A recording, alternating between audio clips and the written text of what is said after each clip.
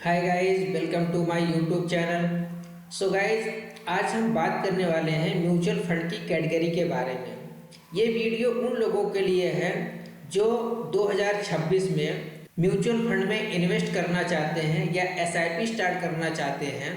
ये उनके लिए बहुत ही हेल्पफुल होगा, क्योंकि इसमें हम कुछ म्यूचुअल फंड की कैटेगरीज के बारे में बात करेंगे कि कौन सी कैटेगरी म्यूचुअल फंड के लिए सही होता है, किसमें अच्छा प्रॉफिट होता है, किसमें रिस्क कम होता है।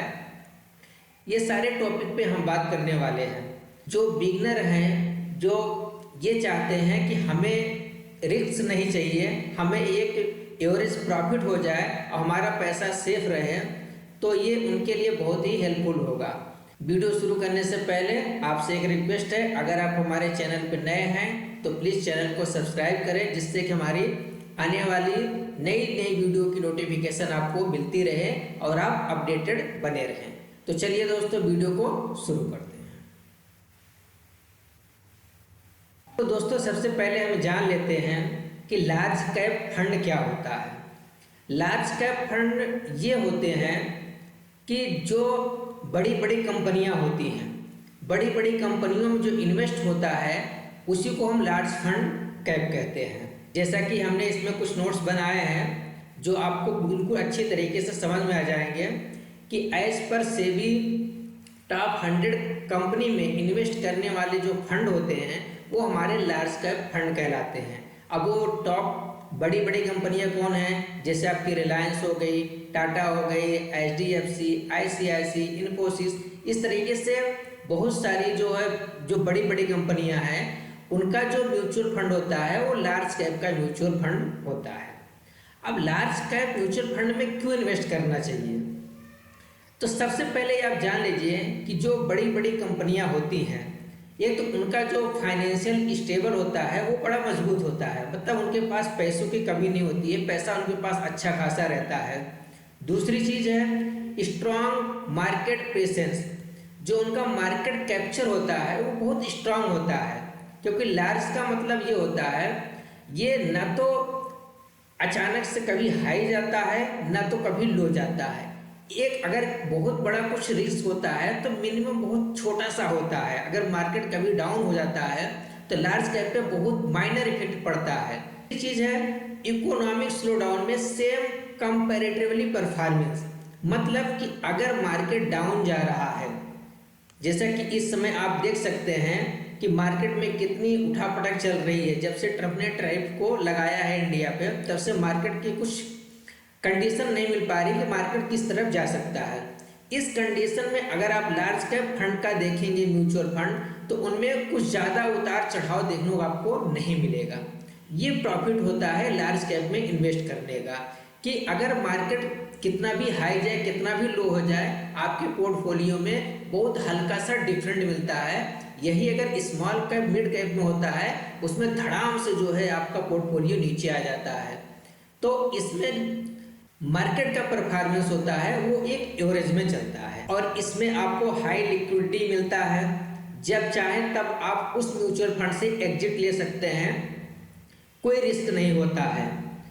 इसमें सबसे जो मेन चीज होती है रिस्क की, क्योंकि रिस्क से हर कोई घबराता है कि हमें रिस्क नहीं लेना है, क्योंकि सबको अपना पैसा सेफ चाहिए। तो आपको अगर सेफ चलना है तो आपके लिए लार्ज कैप सबसे बढ़िया होता है कि आप जितना भी अमाउंट लगाएंगे वो आपको एक साल में अगर एवरेज देखेंगे तो आपको 10 से 12% का एवरेज देगा, लेकिन आप सेफ में चलेंगे। वहीं अगर मिड कैप स्मॉल कैप की हम बात करते हैं तो इसमें रिस्क बहुत ज़्यादा होता है। ज़्यादा इसलिए होता है कि क्योंकि इनका पोर्टफोलियो को कुछ पता नहीं है कब ये कितना हाई पे चले जाएं और कब ये कितना लो पे चले जाएं, इसलिए इसमें प्रॉफिट अच्छा होता भी है और लॉस भी अच्छा होता है। तो मिड कैप स्मॉल कैप के कंपैरिजन में लार्ज कैप में रिस्क बहुत कम होता है।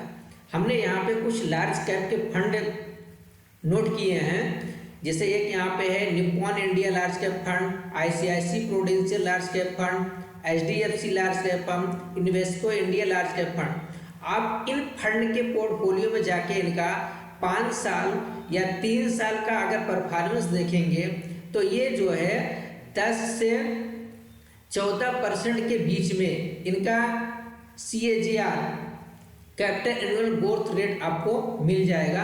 आप वहाँ से देख सकते हैं कि ये एक साल में 12 से 14% के बीच में आपको प्रॉफिट देंगे, लेकिन ये रिस्क नहीं आपको देंगे। इसलिए जो बिगिनर हैं, जो चाहते हैं कि हम अपने पैसों को इकट्ठा करना चाहते हैं, तो वो लार्ज कैप फंड में इन्वेस्ट कर सकते हैं। तो यहाँ पे हमारी दूसरी कैटेगरी है गोल्ड म्यूचुअल फंड की। अब गोल्ड म्यूचुअल फंड क्या होते हैं? जैसा कि आप सभी इस समय देख रहे हैं कि सारे सेक्टर डाउन में चल रहे हैं, लेकिन गोल्ड का जो परफॉर्मेंस है वो टॉप पे है, क्योंकि उसने पिछले एक सालों में जो रिटर्न्स दिया है 70 से 80% का, उससे जो है लोगों का रुझान इसमें गोल्ड म्यूचुअल फंड में बहुत ज़्यादा हो गया है। तो गोल्ड म्यूचुअल फंड होते क्या है? जो गोल्ड म्यूचुअल फंड होते हैं वो गोल्ड में इन्वेस्ट करते हैं, गोल्ड, और ये फिजिकल गोल्ड खरीदना ही पड़ता है। सबसे बड़ी खासियत आपको गोल्ड म्यूचुअल फंड में ये होता है कि आपको कोई किसी दुकान पे जाके फिजिकल गोल्ड नहीं खरीदना पड़ता है। आप सीधे जो गोल्ड की जो भी प्राइस, इंटरनेशनल प्राइस होती है, उस गोल्ड पे आप इन्वेस्ट करते हैं। तीसरी चीज़ है, ये फंड गोल्ड ETF में इन्वेस्ट करते हैं।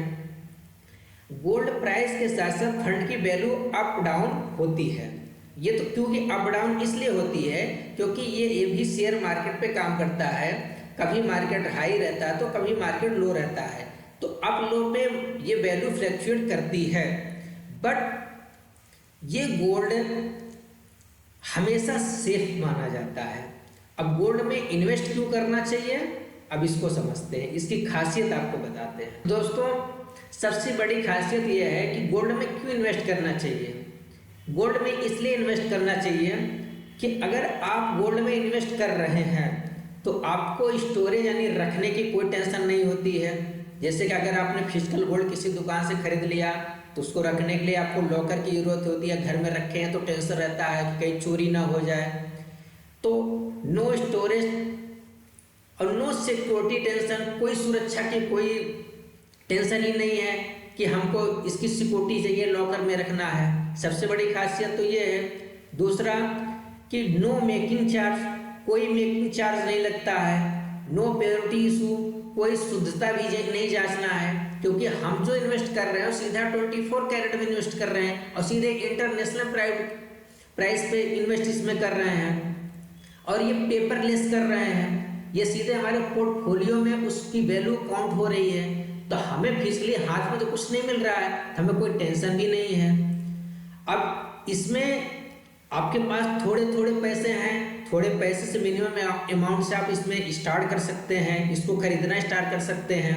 अगर अभी आप दुकान पे जाएंगे 500 का सोना खरीदने के लिए तो बोलेंगे 500 कितना मिलेगा, वो अब उसको थोड़ा सा अगर रत्ती भर दे भी दिया कहीं से, तो फिर आप उसको रखोगे कहाँ।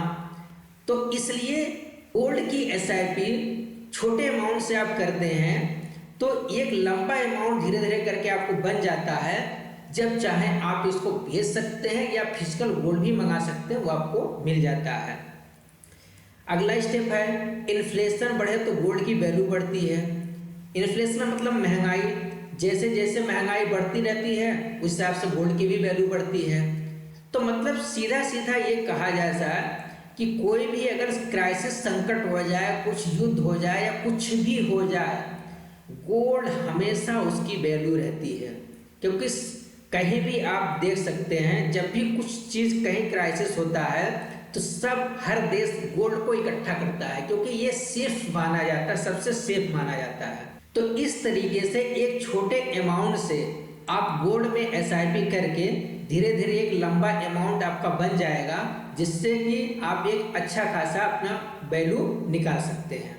तो दोस्तों, ये रहा 2 कैटेगरी जिसके बारे में आपको बताया कि जो लोग अभी बिगिनर हैं, रिस्क नहीं लेना चाहते हैं, अपने पैसों को सेफ इकट्ठा करना चाहते हैं, वो लार्ज कैप म्यूचुअल फंड या गोल्ड म्यूचुअल फंड में इन्वेस्ट कर सकते हैं। तो दोस्तों, वीडियो आपको कैसी लगी हमें कमेंट करके जरूर बताएं और चैनल को सब्सक्राइब करें। मिलते हैं नेक्स्ट वीडियो में नई जानकारी के साथ, तब तक के लिए